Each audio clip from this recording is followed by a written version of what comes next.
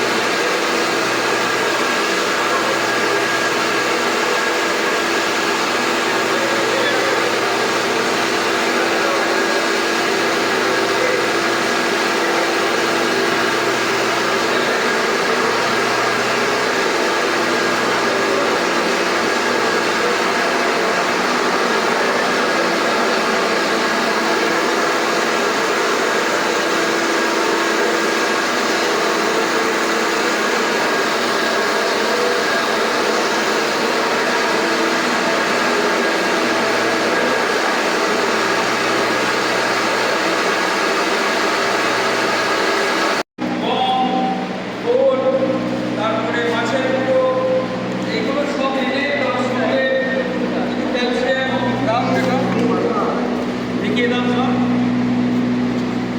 এই যে yellow miss ভুট্টা, এই ভুট্টা ম্যাক্সিমাম এই যে কোনো এই অ্যানিমেলের বা পোলট্রি খাবার তৈরি করতে গেলে 40% ভুট্টা লাগে। এবার যদি আইডিয়াটা কারো থাকে তাহলে সে কিন্তু করতে পারে। এবার 12% অন্যান্য যেমন গম এগুলো থাকে, তারপরে মাছের গুঁড়ো প্রায় 5% থেকে 7% থাকে। এই যে খোল বিভিন্ন ইয়ের সর্ষে বা তিসি, বাদাম, এটা বলতে ভালো, এটা বাদাম, এটা বাদাম দেখতে হবে। সাপ্লাই অর্ডার দিয়েছিলাম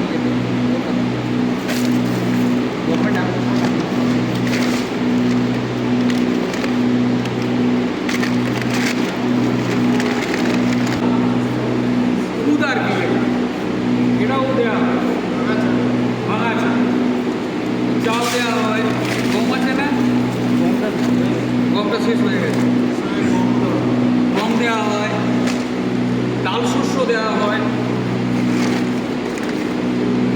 শুটকি মাছ, এটা হচ্ছে মাছের গুঁড়ো।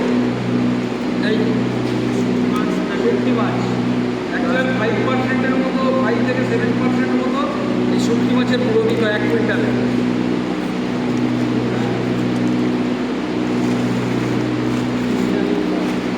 এই যে মিনারেল বলেছিলাম, বিভিন্ন মিনারেল এইসব অ্যাড করা হয়, এগুলো হ্যাঁ তেল দিয়ে সেটা কিছু অ্যাড করে দেওয়া হয়। যখন এটা তৈরি হচ্ছে এখানে, এটাকে বলে কামড়ু, মানে এই যে যেটা কমিটি তৈরি হয় কামড়ু, প্রথমে ওটা ভাঙা হয়, ওখানে ভাঙা হওয়ার পর এইখানে বেরোনোর পর এইটা এই হোলারে দেওয়া, এই হোলারে দেওয়ার এই মেশিনটার কাজ হচ্ছে ওটাকে টানা তৈরি। এইটাও হয়, এখান থেকে টান হয়ে যায়, কিন্তু কী হবে মাটি একবারে ছড়িয়ে পুরো রাস্ত উড়িয়ে দেবে। ওইটার পদ্ধতিটা হ্যাঁ মানে ওটা এটা ওটা এটা আবার এটাকে দেওয়া হবে এটা দিয়ে তারপরে হয়ে গেল যেটা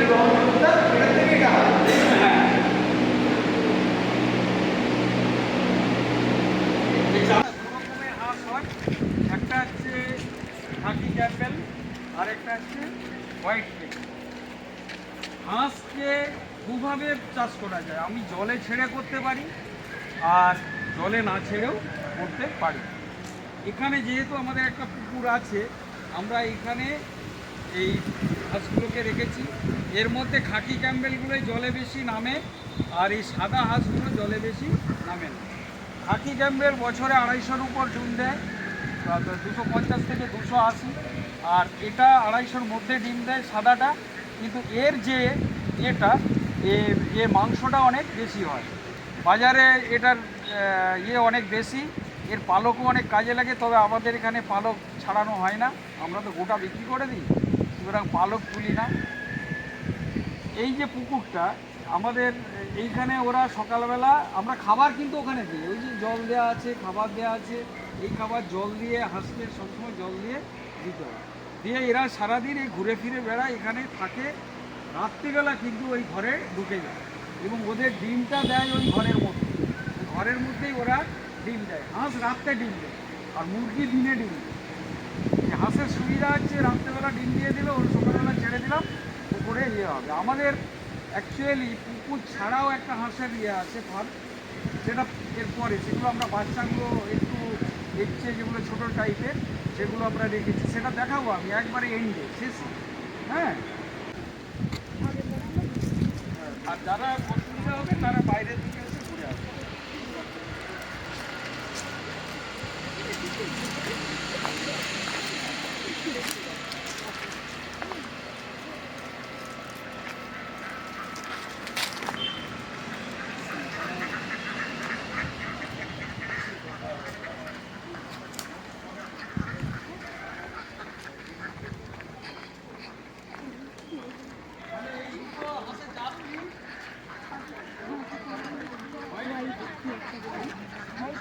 হোয়াইট পেকিং।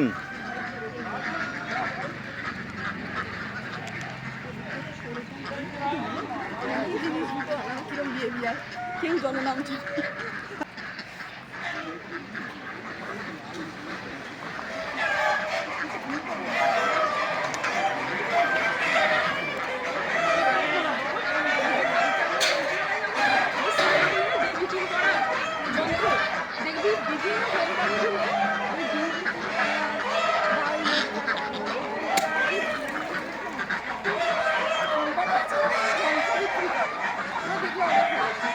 হিমালয়া কোম্পানি, যেটা আমাদের এই কোম্পানির আছে অনেক আছে।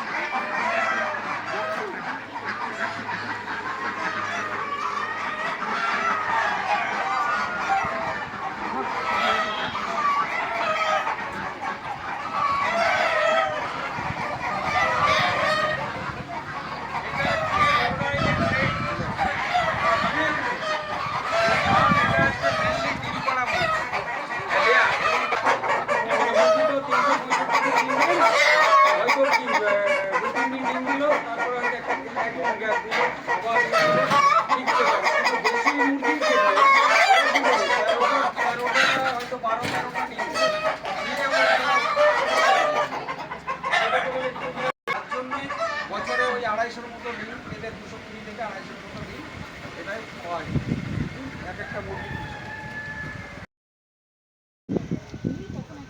মানে টক দিয়েছে, এরা ছিল এরা কম, এরা ছাড়াও আর করতে হয়। হাঁসের কিন্তু রোগ খুবই কম। না, আমরা স্যার ওই জন্যই হাঁসটা দুটো ভেবেছি, ভ্যাকসিন কারণ দিয়ে যেহেতু দিলে পুকুর মোটামুটি রয়েছে আমাদের কাজ হয়ে যায়। এবার হয়তো প্রচলিত হচ্ছে, অনেকে বাড়িতে করেছে, এবার ডিমান্ড যখন কমে যাবে তখন এটা হচ্ছে গঙ্গরাজ করকনাথ মেনগুলো বসে আছে ভালো দেখা করোনার বাড়তে 4 মাস 4.5 মাস এত দাম করে কিন্তু করোনার না না, এখানে দাম এখানে নয়, বাইরে অ্যাকচুয়াল আমরা অনেক কম দামে বিক্রি, আমরা কত 220 টাকা কেজি দিচ্ছে। করকনাথ অ্যাকচুয়ালি একটা শ্রেণীর মানুষ খায়, যার জন্য তারা কিন্তু পয়সা দিয়ে বেশি দিয়েও খেতে পারে, কিন্তু করকনাথের অত দাম হওয়া উচিত না। দেখুন এই মুরগিগুলো আছে কিন্তু লিটার, এই যে সার আর কি, ওর উপরেই আছে, ওগুলো ছাদ তৈরি হয়ে গেছে অলরেডি। মানে হিউমিডিটি ঢুকলে ফাঙ্গাস হয়ে যাওয়ারও হ্যাঁ, একটা ওই জন্য চুমড়ি এগুলো টার্নিং করতে হবে। ওগুলো রেগুলার আমাদের রুটিন ওয়াইজ টার্নিং করতে হবে। হ্যাবিট করাতে হবে। আর এখানে যদি দিই জলে ভর্তি করে দেবে, আসে দিই, আসে মাঝে মাঝে দিই না। আচ্ছা, মাছকে কি ড্রাই দেওয়া হয় নাকি এমনি এমনি মানে এই মাছে যে এগুলো দেখেন? ও আচ্ছা ফেলে দিলেই তো খেয়ে নেবে।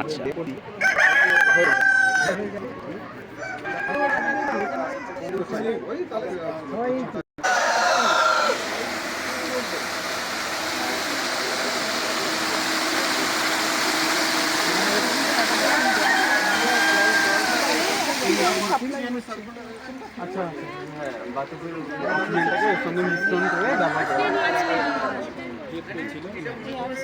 এই আর এসব। এখানে আছে মানে ফিস আছে সাহেব, এটাতে কি আছে জানো? ভিয়েত কই আছে তো? কই আছে, কই মাছ, ভিয়েত কই।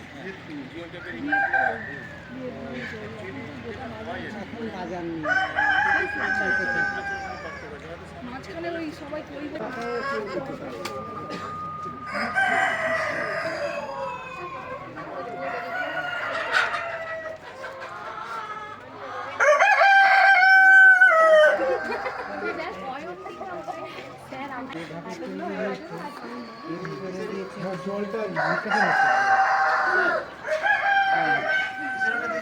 হ্যাঁ, বিজয়টার দিকে হাঁসটা দেখাতে হবে ওখানে, উইদাউট পুকুর। আমাদের কিছু কাটিং তৈরি আছে, আর যেগুলো একটু স্টক প্ল্যান আছে। এইগুলো আগের বছর আগের বছর ছিল ছিল, আমরা এই পাশটা দেখিনি। হ্যাঁ, ছিল না। না সেটাই।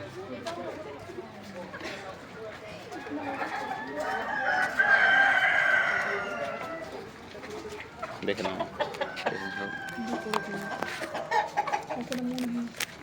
হুম। এগুলো একটু বয়স কম মনে হচ্ছে। ও হ্যাঁ, এগুলো এবার বিক্রি হয়ে যাবে। আচ্ছা মানে তবে ছাদে বলে, আমি বলবো পার্সোনাল সাজেশন দিচ্ছি, আমার ছাদে এগুলো করবেন না, ছাদে একটা ওভারলোড করবে, ঠিক আছে? ছাদে না করাই ভালো। কলকাতার দিকে লোকেরা বলেন, ট্রেনিং দিতে বলেন, ছাদে বলেন, ইউটিউবে বলছে ছাদে করা যাবে, এত লক্ষ টাকা প্রফিট হয়েছে। করবেন না, বাড়িটা মশার দাপট হবে, ড্যাম হয়ে যাবে ছাদটা, ঠিক আছে? তারপর ছাদে একটা লোড পড়বে অনেকটা, না করেই ভালো। সামনে ছোট জায়গা থাকলে শিঙি মাছ। কারণ এইটুকু জায়গাতে পুকুর হবে না। আর ওইটাই গাপ্পি আছে। এই হাঁসের বাচ্চা পালন করতে গেলে যারা হাঁসের বাচ্চা পালন করবে বলে দিই, 1 মাস কোনোভাবে জল লাগানো যাবে না। জল দিলেই হবে। এখনো আমরা যে ট্যাঙ্ক পুরোপুরি ফিল করি, কেন করিনি? ঠান্ডাটার জন্য ওই একটু জল দিয়ে রাখছি শুধু গায়ে ইয়ে করে। এরপরে আমরা ওইটাকে পুরো সারাদিনই জল, পরিষ্কার জলে ভর্তি থাকবে। মাঝে মাঝে জল খুলে দেবো, আমরা ওখানেই স্নান করবে, ওখানেই থাকবে, রাত্রে এখানে থাকবে। আর ওই বাইরের দিকে আবার একটা ঘোড়া দেওয়া আছে, ওরা উঠতে চলে যাবে। কিন্তু এখনো এর বয়স বেশি না, ওই 3-2.5 মাস 3 মাস বয়স মাত্র। দেখিয়ে দিই।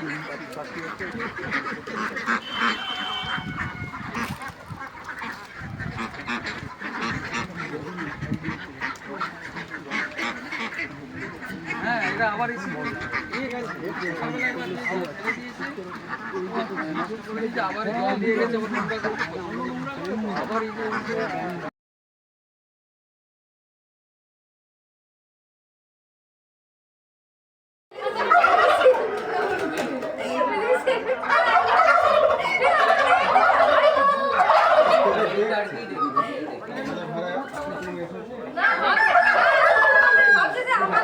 সবাই বাইরে গেলে ছাড়া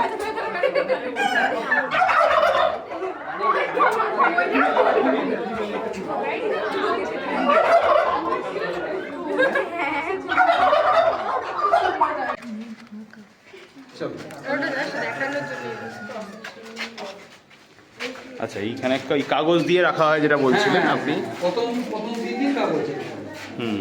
তারপরে আস্তে আস্তে কাগজগুলো তুলে ফেলে দেওয়া, দিয়ে ওরা ওই রকম লিটারের মধ্যে চলে আসে। আচ্ছা। আর স্যার এই হিটটা তো কিছুটা এইটাকে ড্রাই রাখার জন্য নাকি না? শুধু না, হিটটা হচ্ছে যে শীতে ঠান্ডার জন্য, এই এখন মানে শীতকালে। প্রচন্ড ঠান্ডা। এখানে কি সমস্ত ধরনের গরমকালে আবার এই হিটটা লাগবে। এক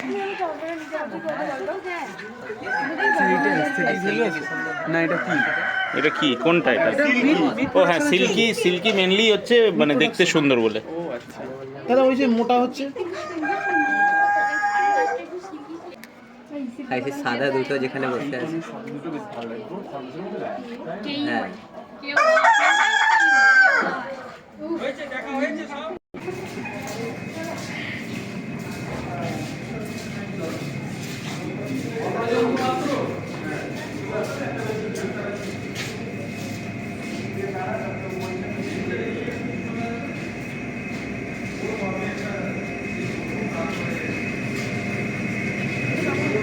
আছে সবাই সবাই নেই স্যার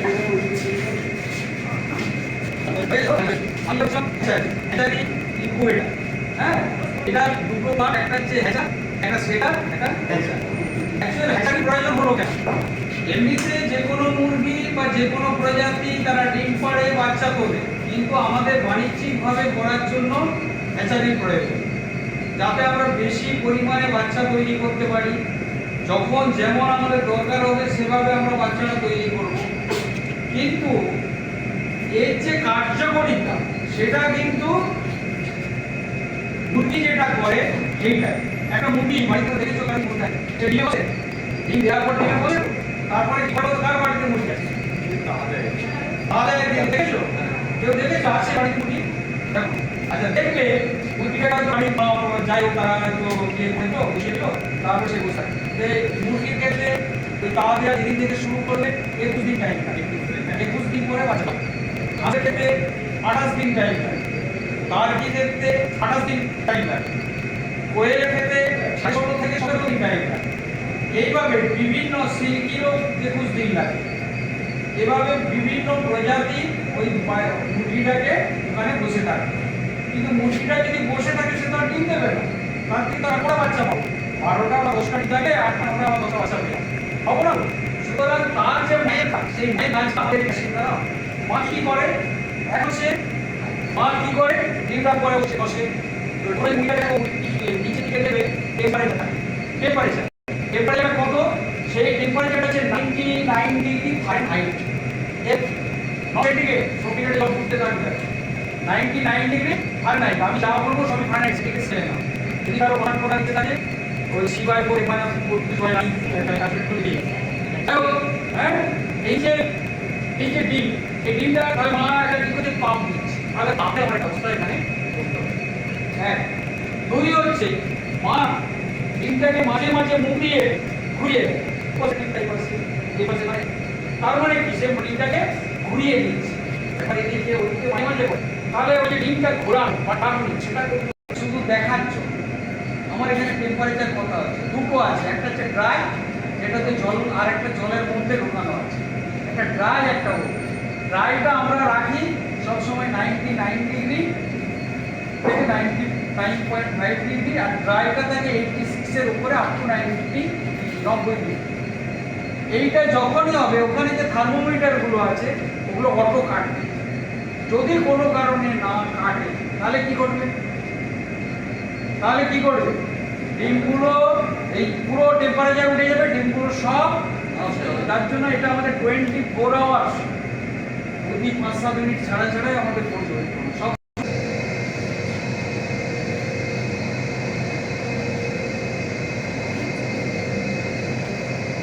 ঠিক 1 ঘন্টা পরে দিকে চলে আসবে, থেমে যাবে, আবার 1 ঘন্টা পরে। এটা আমি ম্যানুয়ালি করলাম দেখানোর জন্য।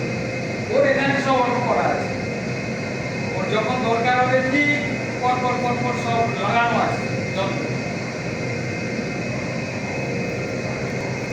প্রত্যেকটা ডিমের গায়ে এরপর আছে কোন ডিম কত ইয়ে সব ইয়ে করা, কোন ডেটে বসেছে।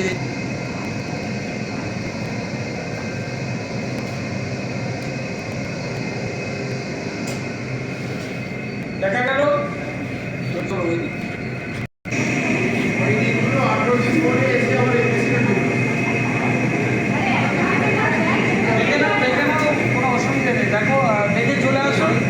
এইখানে একটা মেশিন আছে, এখানেও দেখতে হবে, এখানটা কম ডিম আছে, এটা দেখতে পাবে না, এখানেও একটা আছে।